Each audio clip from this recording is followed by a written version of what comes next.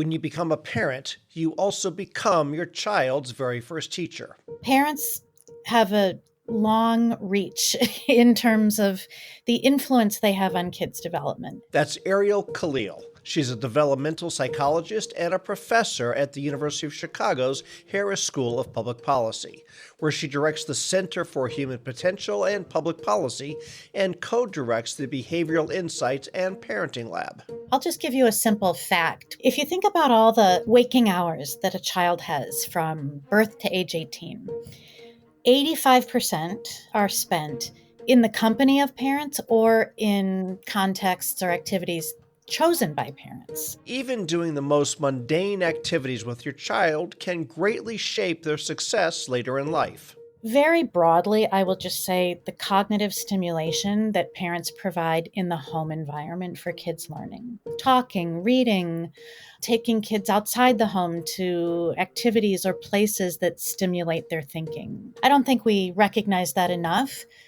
when it comes to questions of children's skill development and success in the labor market and so forth. This insight may be an important piece of the puzzle to solving a disturbing trend. It is a statement of fact that the gap between advantaged and disadvantaged kids is growing. New federal data shows that reading scores among American children and preteens have hit record lows. The 2024 National Assessment of Educational Process, known as the nation's report card, found that 33% of eighth graders have below basic reading skills. It's the highest percentage in the test's 32-year history.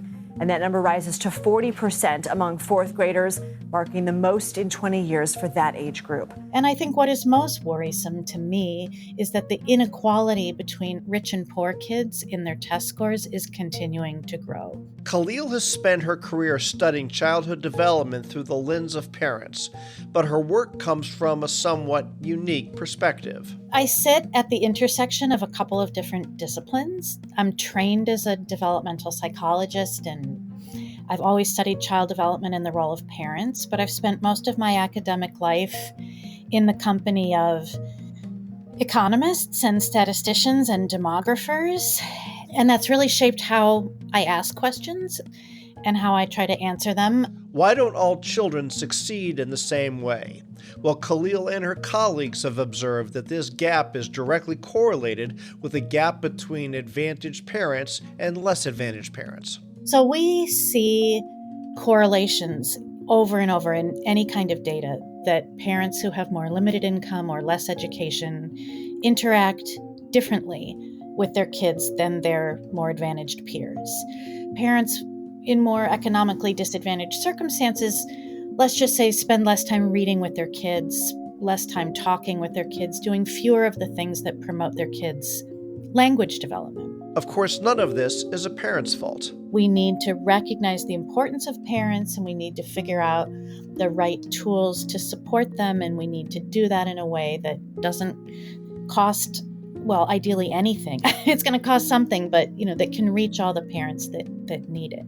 From the University of Chicago Podcast Network, welcome to Big Brains, the show where we explore the groundbreaking research and discoveries that are transforming our world. I'm your host, Paul Rand. Join me as we meet the minds behind the breakthroughs. On today's episode, how growing income inequality is impacting childhood outcomes, and what policies will better support parents and their kids.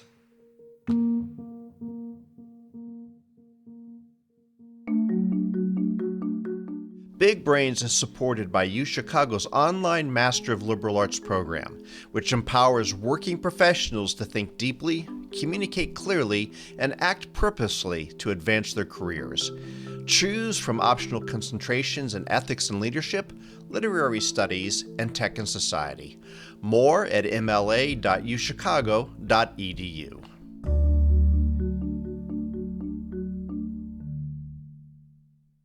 There's some new data out, and it's gotten a lot of press, and you were involved in some of this, of understanding of how kids are falling behind in school. Talk to me about some of the new scores that have come out and why they're concerning to you and how it relates to this. So the new scores from the NAEP, or as it is called, the Nation's Report Card, are pretty alarming. A new report card is out for American students, and it's not good news. The National Assessment of Education Progress shows 4th and 8th grade students are faring even worse in math and reading than in recent years. The things that stood out to me, 1/3 of 8th graders have below basic reading skills, and 40% of 4th graders have below basic reading skills. Those are numbers when you think about the competitiveness of us as a society today and tomorrow ought to be pretty concerning. And I'm assuming there's some correlation between the level of hands-on parenting work that you're trying to look at and the test scores that are being reported. So the reason that kids' test scores have declined, or that gaps between rich and poor kids have opened up, we have seen in the data that there's increasing inequality in what parents do. Advantaged parents do more of the things that produce child skill, and that inequality has also increased. So closing those inequalities in parent behavior is the right way forward to shoring up these test scores. And the research is basically saying that there is different parenting behavior between different economic groups that ultimately is playing a role in this. Tell me what you're seeing as the differences in parenting between one group that may be less educated and lower income from another group that may be the opposite of that. Mostly we, in fact, look at parents' education. Let's just take a time diary data, which I use a lot in my research. And in these kind of data, which we have at the population level, if you're a parent in these data, I know how many minutes you told me you spent reading with your kid. Less educated families just have many more days of 0 minutes relative to their higher educated peers. It seems very logical to say, well, of course, but explain what you mean by that. And is it an of course, or is it actually, you think it's an of course, but people don't really understand how deep that goes? Exactly. What is the causal nature of that correlation? The reason why that's important is you might say, well, in that case, I could just transfer income to those parents. So that turns out not to be true. Why not? Well, it turns out the gap isn't so much a problem of how much reading is happening, but a problem of no reading at all versus a little bit. It's not like college-educated parents spend 3 hours a day reading to their kids. They don't. On average, they spend about 15 minutes a day doing these kind of cognitively stimulating activities with their kids. That's not a whole lot of time. Most people can imagine 15 minutes in a day that a person could do that. But 15 daily minutes every day adds up to a lot of hours over the course of the child's first 5 years. What we really want to do is shift the share of parents who is not doing any of those minutes to doing some of those minutes most of the time. And that's a very important perspective when we think about what would be an intervention. How much would it cost? What's our goal here? As it turns out, it takes more than income to be the kind of steady parent who reads to their children every night and talks to their children routinely in a way that we know promotes kids' language development. So what does it take? And when we, in our research lab, the Behavioral Insights and Parenting Lab, are trying to identify what are those things, where we land is that there's an intention action gap for many parents. And why is that? To find an answer, we have to look at one of Kalil's most famous studies, the PACT study. So the Parents and Children Together, or PACT study, was our very first experimental study in our research lab. We're celebrating its 10th anniversary this year. And that started with a puzzle. We asked parents, do you have books in your home? And the answer is yes. Rich parents have more books, but very few parents have no books. We asked parents, do you like reading? Again, yes. Do you like reading with your kid? Yes, it's my favorite time of the day. We snuggle, it's bedtime, it's really fun. Do you think reading is important? Most parents will say yes. If low-income parents are in a program like Head Start, they will have heard many times that reading at home is important. Okay, so the puzzle is you have all these ingredients. Well, then why didn't you read tonight? The answer took Kalil into a specific branch of her discipline, behavioral economics. Why do we make seemingly irrational decisions? We say we want to do things and we don't do them. Why is that so? Well, the answer is that our decisions in the moment are shaped by our social context, by feelings we might have in the moment that we're making the decision, by, our belief that losing out on something is more painful than gaining the same equivalent thing, or the idea that we're impatient and short-sighted. We don't make a decision today in the service of some long-term future goal that we can't even imagine. These ideas help to explain a lot about why people don't save for retirement. Why do they buy a gym membership and not use it? Why do they eat a donut on the first day of their professed diet? And in our research lab, we said, well, parents are people too. And it seems that a lot of these behavioral biases can really help to explain the gap between aspirations and actual behavior among parents. So you can compare parenting to, an investment with uncertain returns. So I need to invest in my child today, do the things I believe are important. I have no idea how this child is going to turn out. I get no feedback in the moment about whether I'm doing a good or a bad job. Child development is lumpy, doesn't occur in regular intervals. All of a sudden something happens, and then for a long period of time it feels like nothing is happening. My motivation for what I do is determined a lot by my identity. Who am I? Who do I want to be? Well, I might feel differently when I'm at home versus when I'm at work. My identity, I have many identities. And, evoking one over another can make me do something very different with my child right now. These kinds of things that behavioral economists study all the time, as I said, we just decided they were really applicable to the study of parenting. And what made it very appealing to us to adopt that perspective is that these cognitive biases are manageable to an extent. You're not ever going to make somebody not be impatient or always think in the long run or always understand, the returns to what they're doing. But you can help people manage these cognitive biases. So if I think that the reason you don't read with your child tonight, even though you said you wanted to, you have books, you tell me that when you do read, it's your favorite thing to do, yet I see that you didn't do it. Well, the day runs out. The day, like all of a sudden the day's over.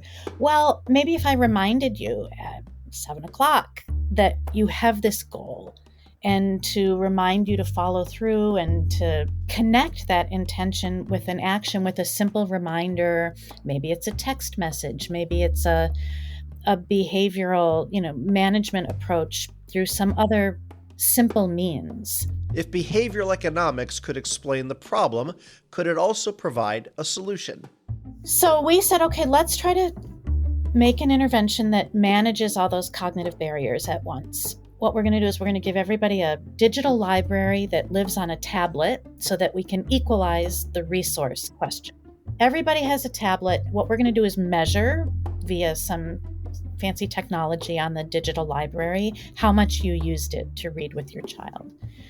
And we put together this package of behavioral tools and techniques to try to boost the reading for the treatment group in the experiment. And that included, number one, asking parents to set a goal. How much do you want to read in the upcoming week? This fancy recording digital library was able to give feedback to the parent on how much, in fact, they did read. It's easy to forget. So we had goal setting, we had feedback, we had basic reminder messages, which were of the flavor, don't forget that you set a goal. And then we did a little thing which was sort of like a competition among parents. So for this particular study, we recruited parents at preschool centers. And so there were multiple parents in the same school in our research study. And what we did at the end of every week is we said, at your school, parent number 102 in the study had the most reading minutes. And your digital tablet would actually light up and fireworks. And if you were parent number, whatever I said, 102, you could have this private moment of pride. And the idea is if you weren't, not that you would feel terrible, but that you might rather be inspired to be the winner the following week. Anyway, we put all this together in a kind of kitchen sink package. And if you were in the treatment group, you got all that. If you were in the control group, you just got the tablet. And we said, this is fun. There's lots of, 200 books on this. Read it at your, as you choose. Anyway, we ran the experiment and the treated group responded wildly. We had no idea if this was going to work. So this is now 10 years ago, and there was no study on behavioral economics in parenting. So we did not know if parenting was or was not going to be like saving for retirement. But it turns out that it is, because with these tools, the parents who got them doubled the amount of reading that they did in the study period. So it's not a matter of the money, of people of being so worried about putting food on the table that they're not finding the time to read. So that's a more subtle question. And when you say not finding the time to read, my answer would be that most people who do read, as I said, are not reading very much, many minutes. And I would tell you that our intervention that I described earlier, the PACT intervention, was with a sample of low-income parents. And with the tools that we tested in that intervention, those parents found the time to read. And they found the same number of relatively modest daily minutes of reading that Advantage parents do without intervention. So I think the proof is in the pudding from the research that we've done. In the 10 years since her initial work, a lot has changed. More and more kids have their own phones, and AI has advanced dramatically. So I told you that 10 years ago, we sent parents static text messages to, interact with a digital library that lived on a tablet. AI allows us to make that whole process dynamic and personalized. So we're working really hard on an AI-powered tool right now that we call Chat to Learn. Okay. You could call it a conversation coach for parents and children. What it does is it sends parents conversation prompts. It might be a prompt to say something like, "It's morning and the sun's up. Ask Sam where you think the stars go to sleep at night." We would prefer that a parent say that to their child than, "It's morning, what color is the sky?" Because quite honestly, Sammy's going to learn that the sky is blue eventually. And for a parent with limited attention and time, I would much rather that the parent had the former kind of conversation that led to these things I've been talking so much about sort of curiosity. And with our AI-powered app, parents can either say by voice or just put in the chatbot what Sammy said. And the AI-powered of Chat to Learn then gives the next conversation prompt. And it helps the child and the parent keep the conversation going. It produces new questions for the parent to ask. I mean, eventually, I would hope that parents wouldn't need my tool anymore. I want them to work their way out of my job. But what I do want is for those who aren't in the habit of talking to their kids this way to use our Chat to Learn and harness this power of AI to just open up a world of ideas and conversation. But we live in a world of increasing changes in how involved we expect the government to be in education and what support that parents expect. How does this change the way Kalil is thinking about her work in the future? Well, that's after the break. Carry the Two. Carry the Two is the show that pulls back the curtain to reveal the mathematical and the statistical gears that turn the world. Co-hosts Sadie Witkowski and Ian Martin bring unique perspectives from the fields of mathematics and statistics to convey how mathematical research drives the world around us, with each episode tackling a different topic. Subscribe to Carry the Two, part of the award-winning University of Chicago podcast network.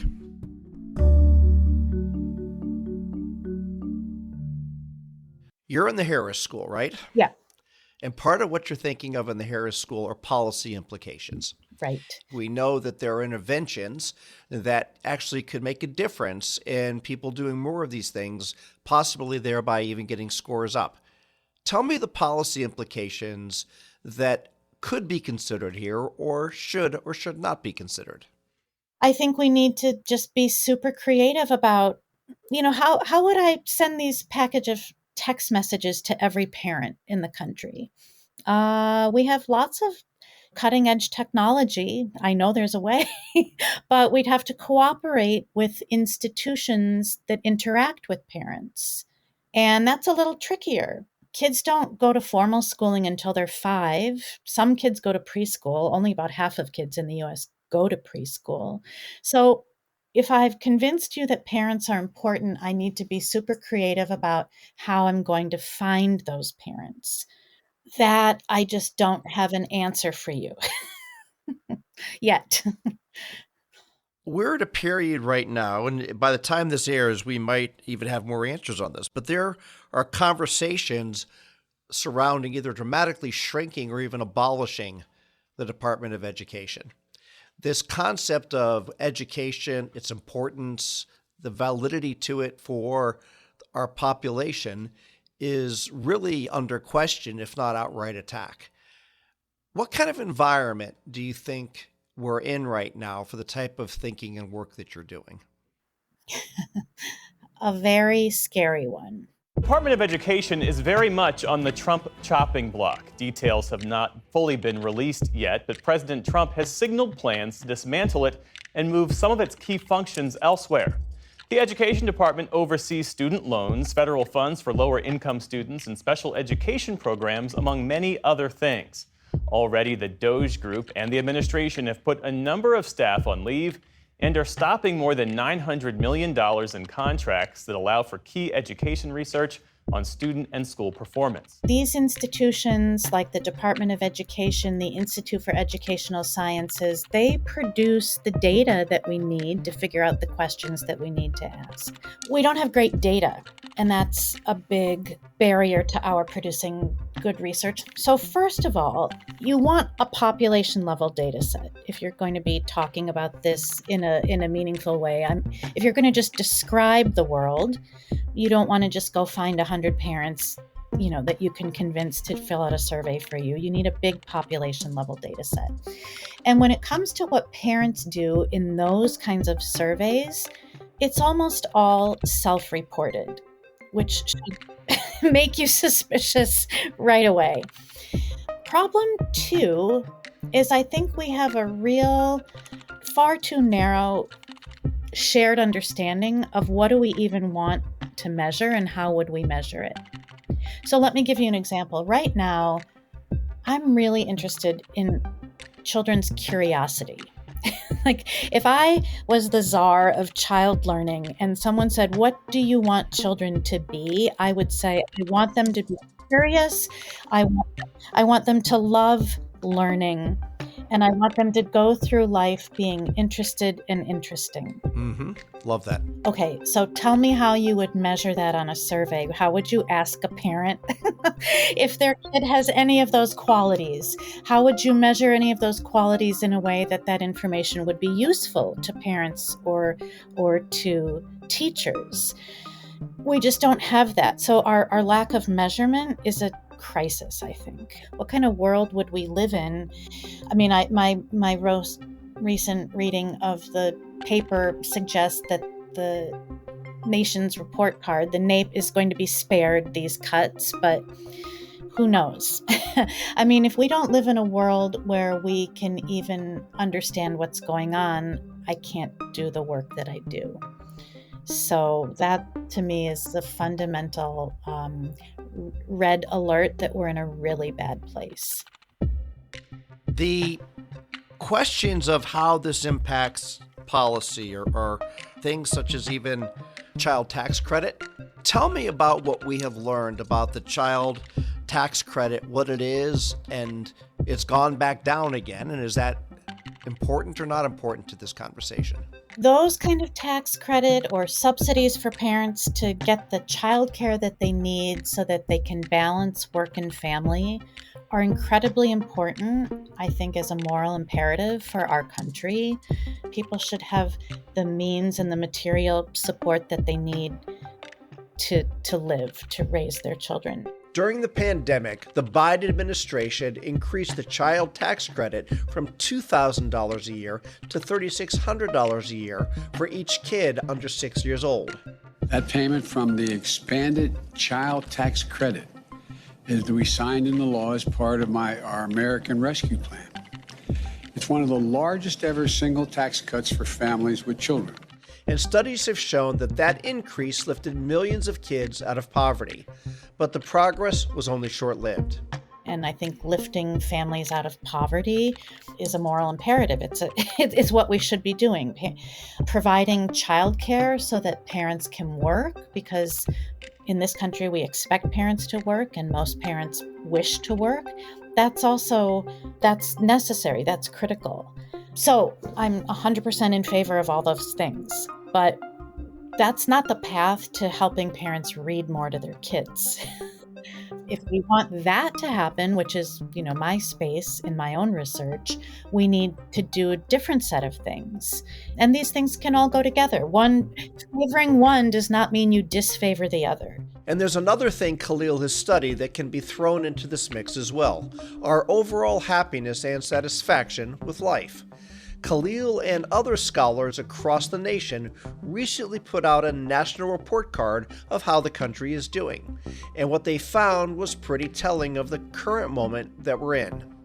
Yeah, so I worked for almost 2 years with this bipartisan group of scholars from all different, disciplines, because our task was to come up with metrics of how we are doing as a country, which ranged anywhere from, national security to child mortality to feelings of social isolation, crime, income inequality, and so forth.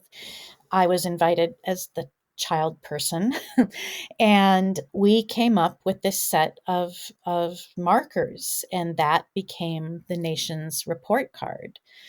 And we also did this really cool thing where we did a nationally representative poll of the American people to see if they would say how much agreement would there be between what, a bunch of academics and policy wonks said was important and actual real people. Turns out there was a lot of agreement. So that was very reassuring and fun. I think the most important finding is everyone thinks that the economy is an important metric, and the data show that the economy is doing really well. Everybody also thinks that how people feel psychologically is an important metric of how our country is doing, and it turns out many, many people feel terrible. So rates of depression and loneliness and social isolation are high and getting worse. People have lost trust in one another, institutions of higher education, science, government. I guess I would say the other thing that people think is important and is really a problem in the US is income inequality. We've actually done pretty much better on poverty. We've lifted a lot of families out of poverty, but income inequality is very high. And I think it's not a leap to say that that's a pretty important, if you're not participating in the spoils of this economic engine that is roaring, because you're at the bottom of the ladder, it is no surprise to me that you're going to not trust the world you live in and feel bad and feel lonely and socially disconnected. Crime in the US is a huge outlier. Violent crime we do way worse on than other countries. There's a huge literature linking income inequality to crime and instability. So part of what I thought was so interesting about that report and what we found was that it's it's pretty simple. And if you think about it, it just seems, I think it resonates with what it's like not with what people are feeling. It's not very complicated to explain. As it turns out, it could have been incredibly complicated to explain, but as it turns out, there were two main dimensions. One was going up, our economic stability, and one was going down, I would say, our emotional well-being, and I would put the thing in the middle as increasing income inequality. With all of these problems facing our country, Kalil just hopes that her research can change the conversation. So, first of all, we need to be super creative about how to support parents. When I say test score, you probably immediately think school or curriculum or teacher. I want you to think parent. So that's just that, like, if everyone thought that, I would feel I had accomplished something.